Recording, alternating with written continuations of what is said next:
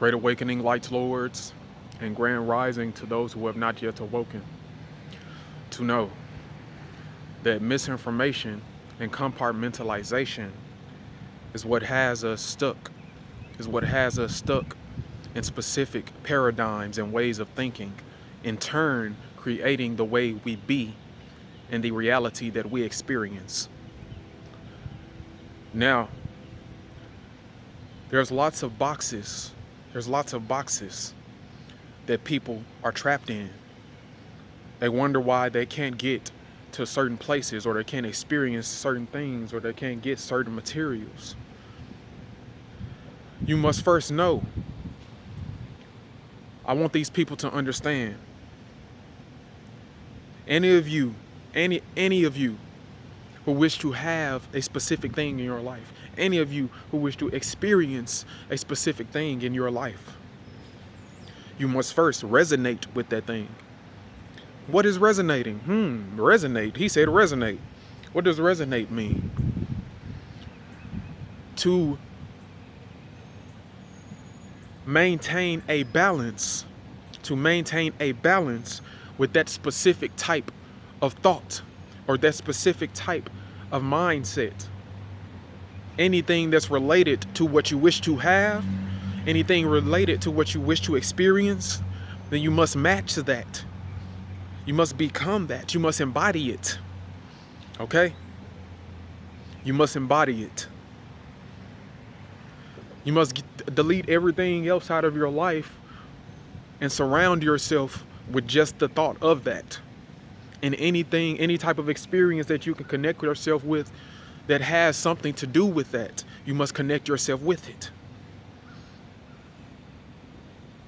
This is simple. Very simple knowledge. But a lot of us were so brainwashed by our cultural traditions, our spiritual background, our religions, our practices, our daily habits. No matter what religion you believe in, or what specific category of science that you study and critique and teach. No matter what you've been through in your life, no matter what you're going to go through, it all depends on how you respond, how you take in that energy, format it, and eject it into the outer realm, the realm outside of yourself. This realm is all waves. It's all a realm of water. It's all a realm of energy, frequency, and vibration.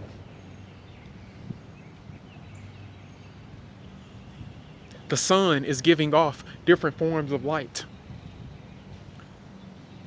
The sun is just giving off light. And all of the different points of consciousnesses take in that light, become prism. They have their own shapes according to what they've experienced, according to how they think, how that invisible, unseen energy has formed their reality, has formed their concrete state of thinking, their natural state of thinking. They take that light, they reformat that light from the sun, and they project it out of themselves in different ways and into different areas of space-time. Therefore, curving space-time and creating events, which are experiences.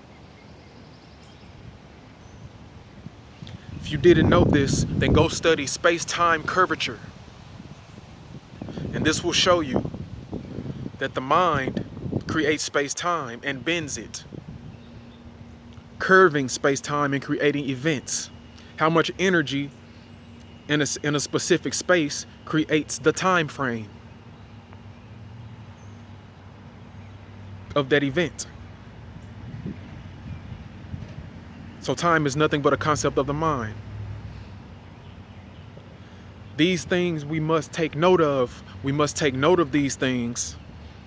Begin to critique ourselves, critique our cultural backgrounds, our spiritual backgrounds, our religious backgrounds, our scientific backgrounds, critique each other with tolerance, and begin to elevate outside of these boxes, begin to elevate outside of these compartments that we've created within our own mind, these boxes, these forms to keep our information in.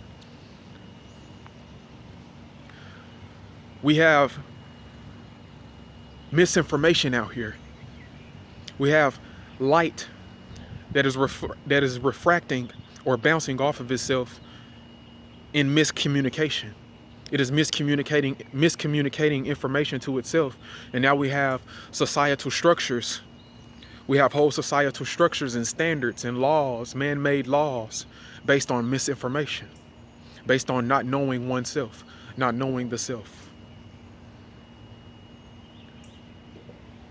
Start to look around you. Look around you. What are you doing? What type of habits are you creating? What type of habits are you indulging in? What type of senses? What type of sensuality do you have about yourself? What do you see every day? What type of symbols are in your environment? Everything in reality is symbolic. Everything here is symbolic.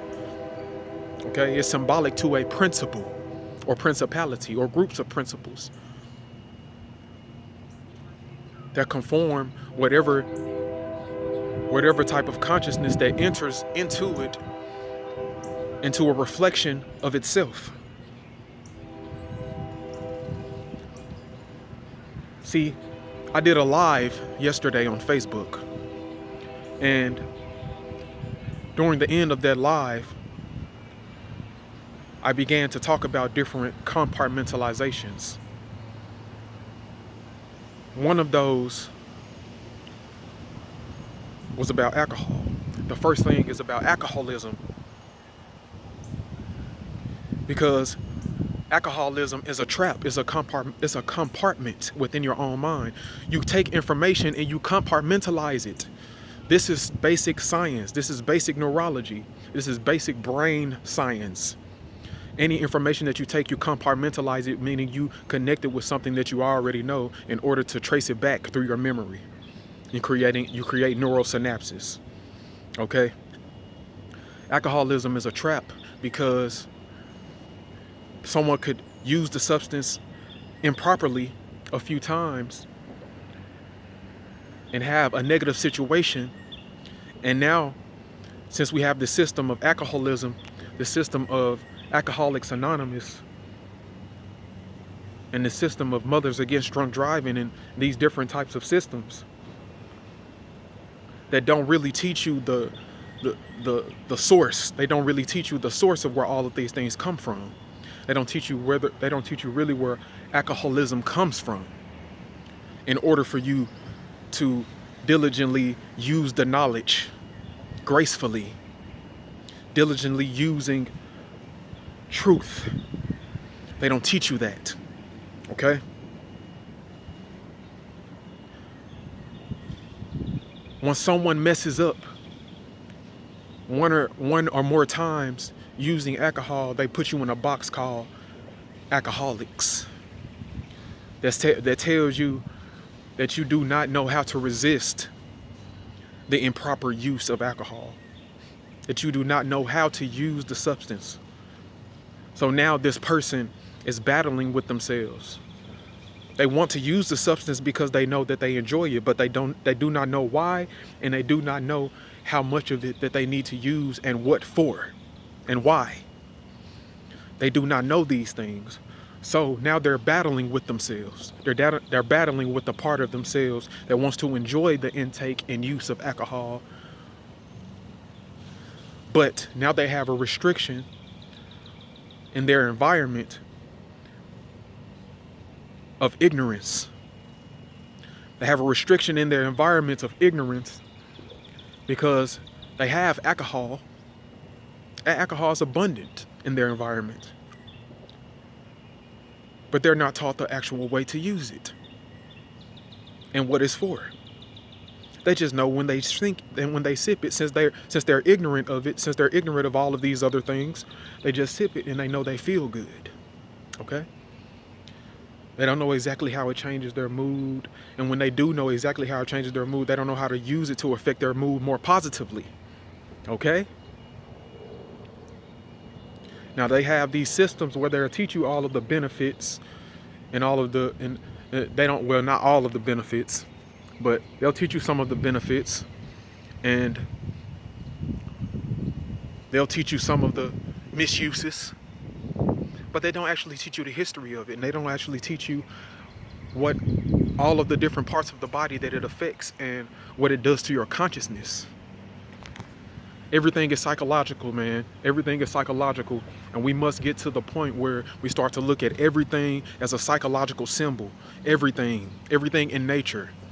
Alcohol is one of those things that is a natural substance that comes from the earth, that comes from fruits and vegetables through natural fermentation. So we got to start getting out of these boxes, man. That also includes tobacco and marijuana and lots of other recreational drugs that people use today, commonly. Okay? That includes all of these recreational drugs. That includes different states of thinking. That includes people who cook certain foods, people who eat certain foods, people who play certain video games, people who, anything that you enjoy and your specific way of enjoying it, there is a compartment, there is a standard, there's a societal structure, a standard that puts you in that box and says that since you enjoy this certain thing, you either have a limit, okay, or you can't get to anything else. You can't get to specific types of areas in your life if you don't have, if you're this type of person. If you're this type of person, then you won't get anywhere. So you must begin to start breaking these boxes and breaking these corners of all of these boxes around us. Okay? These boxes. Look around your world and see what you're living in. Look at these boxes. Look at all of these rectangular shapes and all of these right angles around. Almost everything around you in your environment is a square, because a square is a sacred geometric shape that traps and redirects energy. Okay, we're not taught these things. We're not taught the sacred wisdom. We're not taught to communicate with ourselves through self-talk within our minds and with others through the Holy Spirit all the time. We're not taught that. We're not taught to sing praises to each other and use harmonies and hymns and songs and hums and different frequencies and tones with our vocal cord, which is our throat chakra, our 6th/3rd chakra of our bodies. Okay, energy centers. We have energy centers in our body. We have a lymphatic system, and many of our lymphatic systems are clogged up by acidic energy, by acidic fluids, by all of the things that we eat that are not healthy for us, by all of the thoughts that we think that are not healthy for us. All of our thoughts create, and if our thoughts are misinformed or reflecting misinformation back to ourselves, then we become imbalanced. But we don't see it all, okay? It's all information.